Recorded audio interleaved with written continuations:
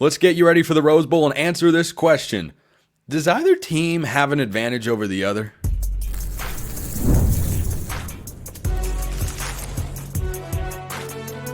You are Locked On College Crossover, part of the Locked On Podcast Network.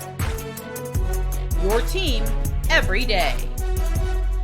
Yes, it is that time for another edition of a Locked On College crossover of Locked On Ducks. I'm Spencer McLaughlin. That's Jay Stevens of Locked On Buckeyes, part of the Locked On Podcast Network, your team every day and your number one source to stay up to date with either of these two particular teams who square off in the Rose Bowl.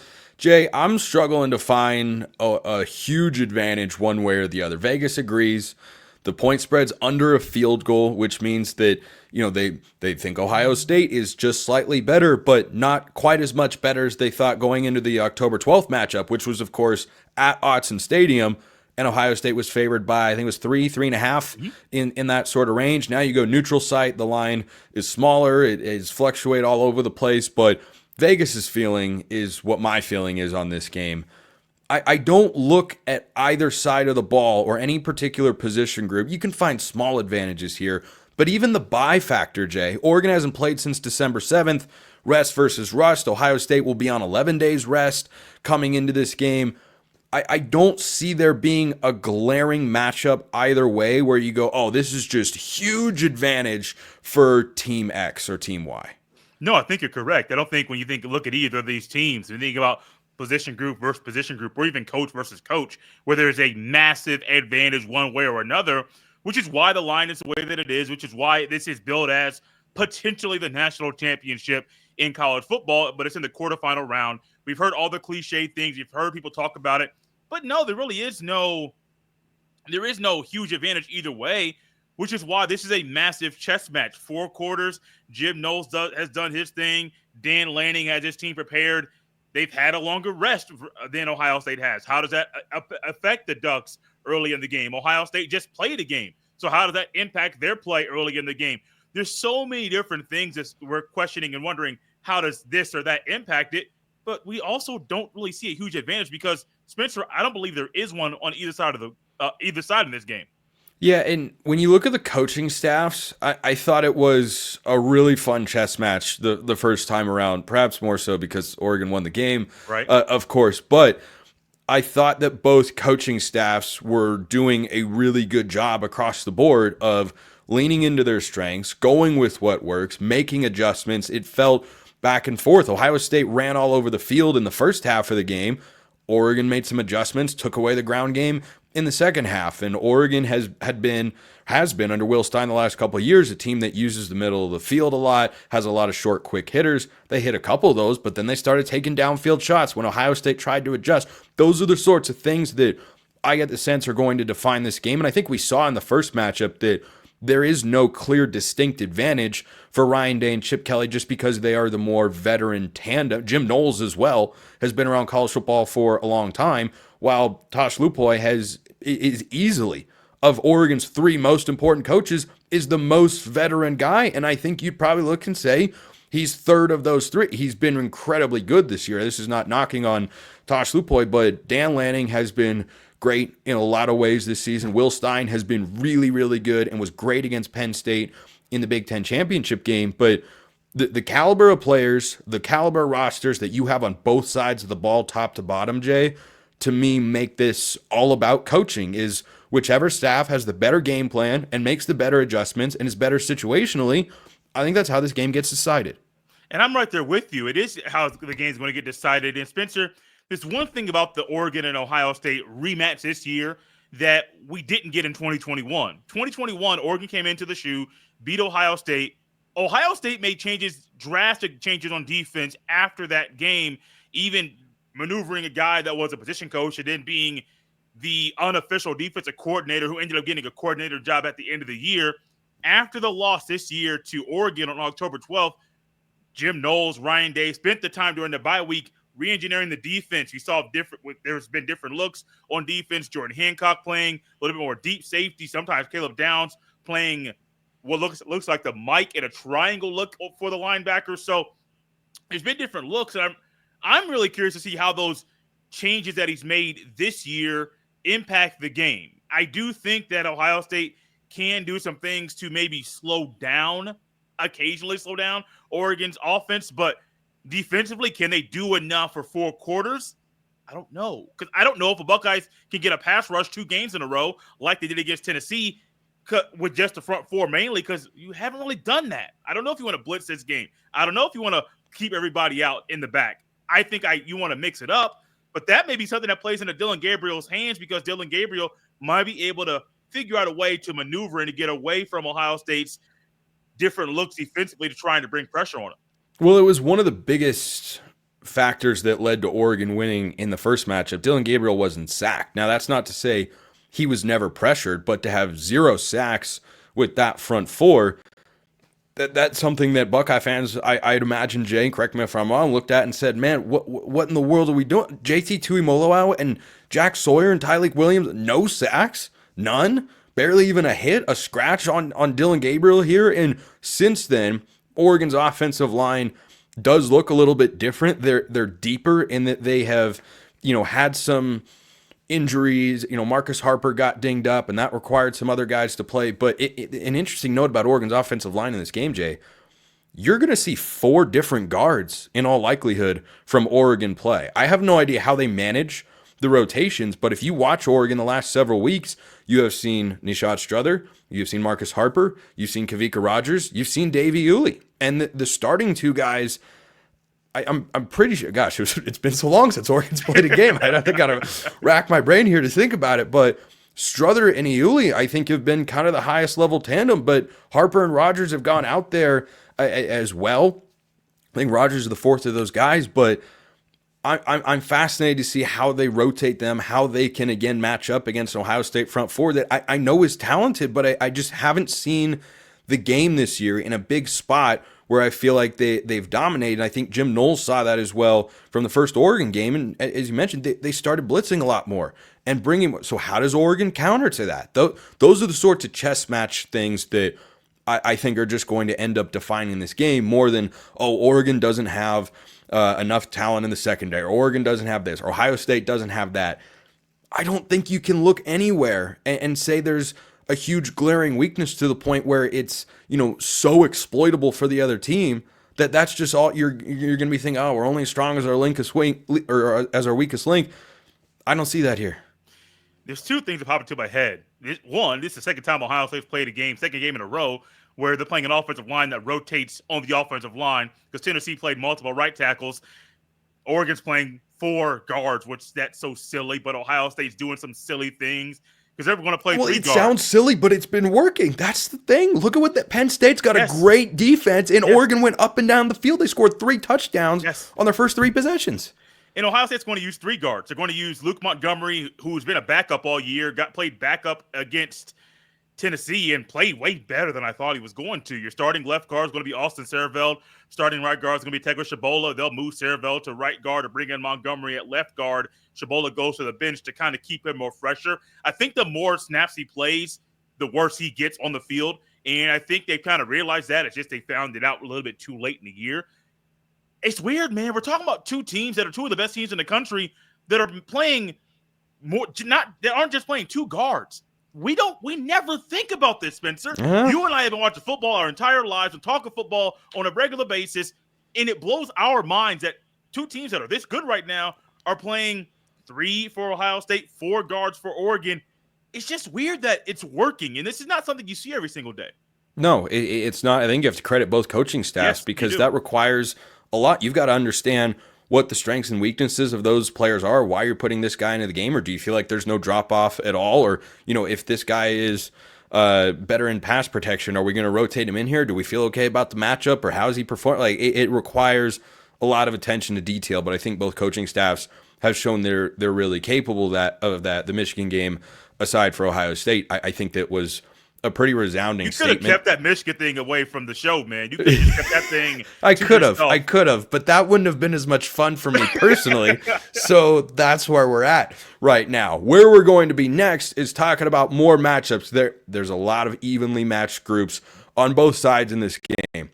But what are the biggest ones that define who goes to the semifinal? You're going to have to stick around to find out. First reminder, this episode is brought to you by Rocket Money. Did you know that Rocket Money can help you find subscriptions you forgot about or that you were paying for twice?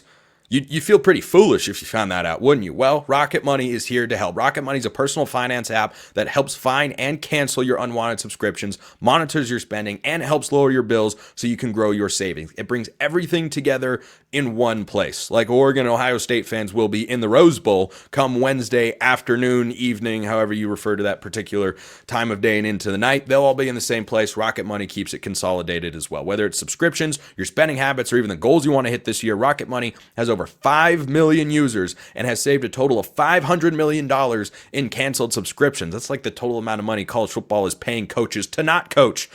Jimbo Fisher comes to mind, saving members up to $740 a year when using all of the app's premium features. Would you like to have some amount of money like that at the end of the year? I bet you would, because after this game, the losing fan base is probably going to want to consume a beer or 70. So cancel your unwanted subscriptions and reach your financial goals faster with Rocket Money. Go to rocketmoney.com/lockedon today. rocketmoney.com/lockedon. rocketmoney.com/lockedon. There are going to be a lot of big matchups in the Rose Bowl. I want to start with maybe the highest level individual unit in the game, Jay. That's Ohio State's wide receiving core. I think second place, you'd probably have Oregon's offensive or defensive line. The offensive line, of course, a finalist for the Joe Moore Award. The defensive line has been really good, but that trio of wide receivers, it's got my attention. I talked yesterday on Locked On Ducks about how my top concern for Oregon, not just defensively, but overall in the game, is how the safeties defend in coverage. They haven't been super rangy guys on the back end. They haven't been phenomenal covering in man-to-man situations down the field. If I'm Ryan Day and Chip Kelly, I look at that on film and say, we have to find a way to get Kobe Savage or Tysheem Johnson covering any one of the three receivers, Carnell Tatum, Emeka Egbuka, or Jeremiah Smith. And I felt like in the first matchup, they weren't able to accomplish that a whole lot. It felt like every time those receivers were making a play, and now it doesn't always matter who's covering those guys, of course, but felt like when they were making plays, it was on one of Oregon's top three cover guys. What do you think Chip Kelly's going to dial up with that chess match? A lot of movement pre-snap to try to help Will Howard decipher what's going to happen post-snap. But great defenses will do some things where pre-snap, you won't be able to see the look you're going to get post-snap. So I do think Will Howard's going to have to utilize some motion behind him to figure out what the defense is going to do, but also realize that look you're going to get as soon as the ball is snapped, it might be different than the look before the snap of the ball. I say all that to say, because I think Chip Kelly is going to have some things that's going to work for him, but you got to be able to run the ball. And I know one thing in this game, when it comes to an offensive line at Ohio State, it's using three offensive guards, and one guard's going to be playing both left and right side. That could impact how well you run the ball. One of the easiest ways to help the guys on the outside get the ball is to run it. But that's one caution I have. One of my concerns is I don't know how well Ohio State will be able to run the ball. Because I think if they run the ball well, Jeremiah Smith does whatever he wants to do. Carnell Tatum, Emeka Egbuka, they do whatever they want to do. But if the Buckeyes can't run the ball, that drastically negatively impacts how the guys on the outside are going to be able to get the ball. Because in games like this, you have to be able to run the ball and play good defense. It's just kind of elementary. And I know the focus is Jeremiah Smith, and I believe Ohio State has to get the ball to Jeremiah Smith no matter what. But if you're just throwing the ball to him and not running the ball, I think Oregon's defense is smart enough and those coaches are good enough to make the necessary adjustments to try to slow that thing down. I don't know if Ohio State's going to be able to run the ball well enough to keep the ball going in the air to Jeremiah Smith, where it's an easy game of pitch and catch between Will Howard and number 4. We'll see how flag happy the officiating crew is with regards to Jeremiah Smith. Do we know what conference is officiating this game?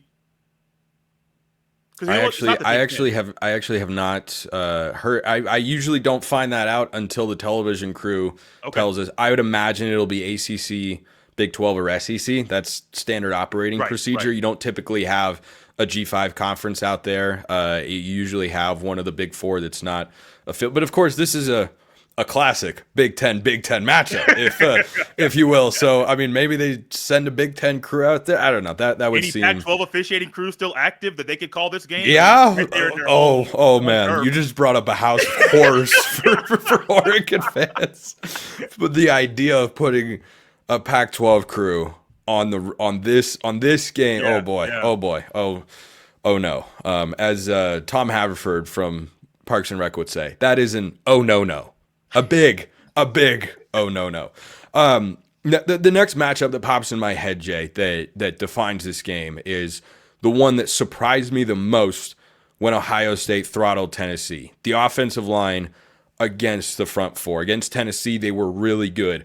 In the first matchup, I'm curious your assessment. I'd say Ohio State's offensive line played well, but I certainly felt like Oregon's defensive front accomplished a lot more than Ohio State's defensive front did in that game. But you lose Seth McLaughlin, which for Oregon fans is the equivalent of losing Jackson Powers Johnson from last year's team. He won the Remington Award this year for the nation's top center. You lose him, and then to have that performance against a Tennessee front four that I know there are plenty of people say, well, Tennessee wasn't that good. Tennessee's offense was never that great. Their defense, however, has been great all year, and Ohio State torched them because they kept Will Howard upright. That, to me, is one of the reasons that my confidence in Oregon's ability to win this game came down at least a hair, because I watched Ohio State's reshuffled offensive line play against James Pearson Company and go, yeah, oh boy. Yeah. Now, Jordan Birch is going to play in this game. He didn't play in the first matchup, but that offensive line played really well against the Vols. They did play very, very well. This is actually one of those matchups where, with as well as Ohio State's offensive line played against Tennessee, I think they can have some success against Oregon's defensive line. The issue for me comes in with the tackles on Ohio State. How well do they hold up with just simply one guy, Jordan Birch? Didn't play in the first game. I know there's other guys on the D-line for Oregon that you have to account for, but what does Jordan Birch do? If he is neutralized, Ohio State might be able to have some success. If he is a massive factor, or just a factor at all, that's a problem. Because Josh Fryer and Donovan Jackson, they have both showed they can hold up against some of the best in the country. But also, we all remember what Abdul Carter did against Donovan Jackson, I believe, twice in that game. It happens. It's also Donovan Jackson's first time playing left tackle. He's going to get beat. Josh Fryer's played a whole lot better at right tackle. However, he does struggle at times if he gets beat at the line of scrimmage. Sometimes he can't recover, and he's not quick enough. He's not strong enough to recover at the rate you want him to. Next thing you know, the guy that's coming at him is now in the backfield in the quarterback's face. I want to know what Jordan Birch does. What is their plan to neutralize him? I know what Mateo did the last game. I know what Harmon did the last game. They did a whole lot of massive things for Oregon's defense. I'm looking at the guy, Jordan Birch. What does he do? I think he'll be a problem, just being honest with you. And I think some of my answers already, Spencer, have kind of showed you like where my thoughts are with this game. I think he'll be a problem because it's not like you can just focus on one guy or focus on two guys. Oregon has guys at every level that you have to worry about. And that could be bad news for an offensive line at Ohio State that's been able to build some chemistry, but hasn't faced anything like this together. Yeah, one of the reasons that going into the first matchup, I was curious to see how Oregon's defense would fare was, wow, no Jordan Birch, and Oregon made it 2 for 2 on losing a premier edge rusher against Ohio State and finding a way to win the game. So what sort of impact can he have? There have been games where Jordan Birch doesn't really make his presence felt, and then there are games where he thwarts drives on his own or creates a touchdown like he did against Maryland, coming off the edge and stripping Billy Edwards Jr. and Brandon Johnson took it to the house. Like, there's a lot of ebb and flow there, but certainly I'd obviously rather have him than not, and not say, well, they beat him the first time without him. Like, you just rather have that sort of guy. You want to have playmakers available out there, but I want to talk about special teams in this game. Why? No! I hate special teams. That's my point. Who do we turn the kickoff? What are we doing here? I don't care if it's... No! Spencer! My wife and my son are gone right now, so I can get us all if I want to. What are we doing? We just end the show right now? Actually, I can't click anything. No, you can't. I'm running the show here. So that's why I wanted to bring it up, because Oregon misses a PAT, high snap, Holder can't get it down. Ohio State almost returns that for 2 points. by the way. Kenyon Sadiq doesn't track him down, and suddenly Oregon has to go for it on 4th and goal at the end of the game because they would have been down by they would have been down by 4 points at the end. And then they try to go for 2 to get it back, and they don't get there. And that changes the dynamic of that final drive completely. And one of those things that when you've got 2 high-level rosters, evenly matched teams, yeah, your star players got to play well, execute in big spots, third down, all that sort of stuff. Special teams is in there for me, Jay. And I don't think there's necessarily a massive advantage to be gained unless a kick or punt returner is able to break one loose. But I think for both teams in this game, when you have a team as good as the other that you're going up against, you have to avoid the big mistake on special teams that gives them a momentum shifter. You're exactly right. Avoiding that big mistake is going to be huge. I reacted in the way that I did when Spencer brought up special teams is because Ohio State had a kicking competition the week they were playing Tennessee. And they were going to decide that thing. I think it was the Wednesday practice. They were going to decide who was going to kick on Saturday night.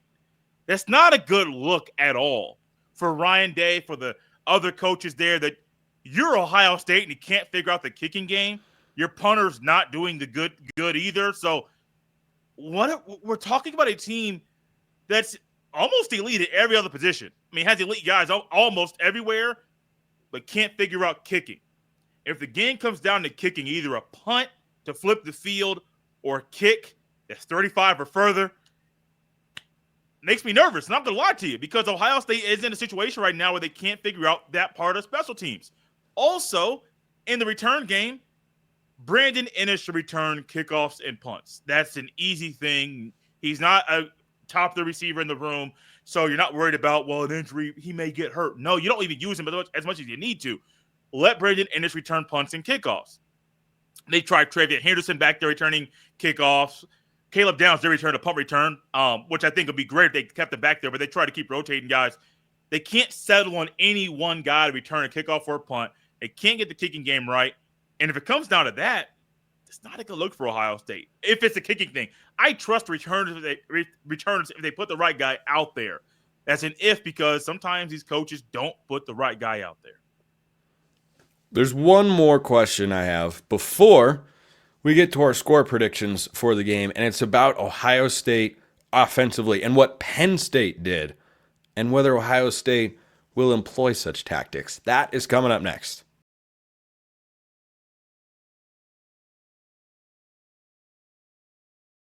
All right, Jay, before we get to our score predictions here to wrap up today's show, Penn State had a lot of success running the ball against Oregon, and they did that with the use of motion and shifts. Now, their offensive line also played well. You can have all the clever, creative plays and concepts that you want. If your offensive line doesn't win to the point of attack, nothing else matters. But Katron Allen, Nick Singleton, really good backs. Travion Henderson, Quinshon Judkins, really good backs for Ohio State here. What Penn State was able to do that I'm curious to see if Chip Kelly, is able to put in some new concepts, plays, formations, whatever, and certainly you see offensive coordinators do that all the time for big matchups like this, is how does he use motion? How does he use shifts? Because when I've watched Ohio State this year, I feel like their run game hasn't been, static, but it's not overly complex. And I wonder if they don't try to get a little bit more creative with the way that Oregon just struggled with eye discipline and gap discipline and tackling in the open field on the perimeter against Penn State. I think that's exactly what's going to happen. And I believe that because Chip Kelly did some things against Tennessee that we really hadn't seen much at all. I mean, the fact that they scored, 40-plus points against Tennessee was like not even in the realm of my thought, because Ohio State had just been really methodical throughout the year, kind of slow, huddling a whole lot more than you ever saw during Ryan Day's tenure here in Columbus. And so I'm thinking, I think Chip Kelly has saved some stuff for later in the year, and Ryan Day realizes you got to go more up-tempo. You got to do some different looks. You got to change things up because you have to do whatever it takes. Ryan Day made a comment, it's 3 words, leave no doubt. In regards to the mindset right now when you're out on the field, leave no doubt that you're better than them. Not by by your play and by the score at the end of the game. And I think Chip Kelly, especially after that Michigan loss, I brought it up, I think he had to kind of look in the mirror and say, what did I do? What was the problem? How do we fix it? And I think Chip Kelly's going to realize what Penn State did, how Ohio State could implement some of the things that Nittany Lions did, the things that worked for Ohio State, and then also use them against Oregon.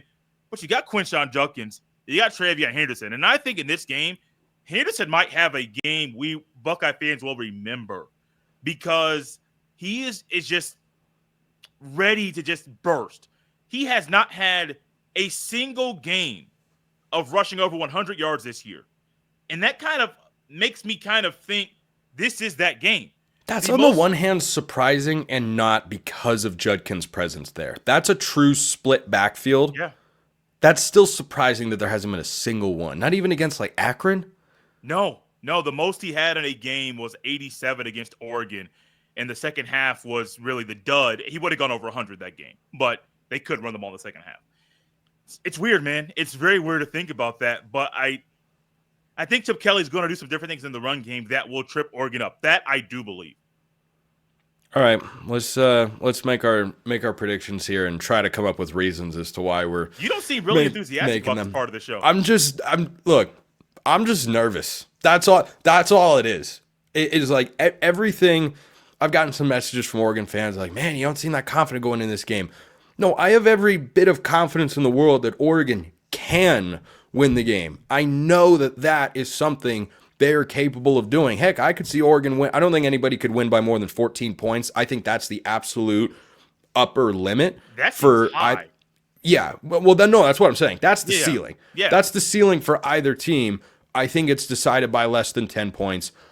I've got Oregon winning 30-27, if for no reason other than I need an emotional pick-me-up on Wednesday after getting the news earlier as we're recording this show that I'm going to have to get a different car because the same one that I've had for 11 years, I have had this car, Jay, and it has finally reached its last legs because it's going to cost an arm and a leg and everything I've got to repair it and such. So if for no other reason, then I could use a little bit of, hey, that makes you feel good. I've got Oregon winning. I think this is a close competitive game, but oddly enough, I feel pretty good. I hope I don't have to eat my words here. I feel pretty darn good about Atticus Sappington and the Oregon field goal and kicking game. So I'll take Oregon 30, Ohio State 27, and I think this is another instant classic that will be more enjoyable for people who are not fans of either of these teams. It is going to be way more fun if you're some diehard college football fan in Auburn, Alabama going, oh, nice, Oregon's playing Ohio State. This is good. Let me sit back, crack open a beer. This is going to be awesome. For Oregon, Ohio State fans, I think this is going to be a 3-hour sweat-a-thon.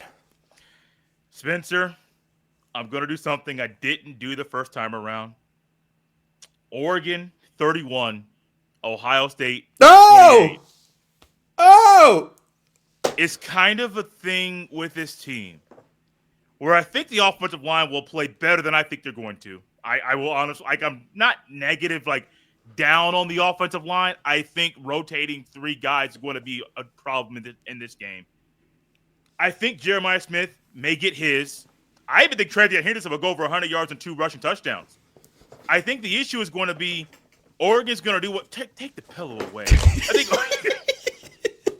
I think Oregon's going to do what is needed to slow down everybody else. I don't think there's an answer for Jeremiah Smith, and I think Oregon's tackling issues in the open field will allow Travion Henderson to score a couple times. That's it. I don't have faith in the kicking game. He's made numerous kicks this year, guys. Don't get me wrong, but I think in the biggest games, he's not. He missed one against Nebraska. He missed 2. I think it was 2 against Michigan. I think he's going to miss 1 against Oregon in the Rose Bowl. And I do think that Oregon and Dylan Gabriel are going to do enough. They're good enough to beat Ohio State twice in a year. It's weird. One of the toughest things, it's cliche, I'm going to say it. I don't care. People are like, well, everybody says it. I'm going to be one of those guys.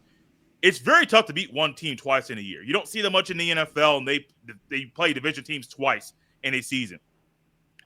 And I think Oregon's one of those teams that's playing in a way that every time they play somebody this year, they have an answer.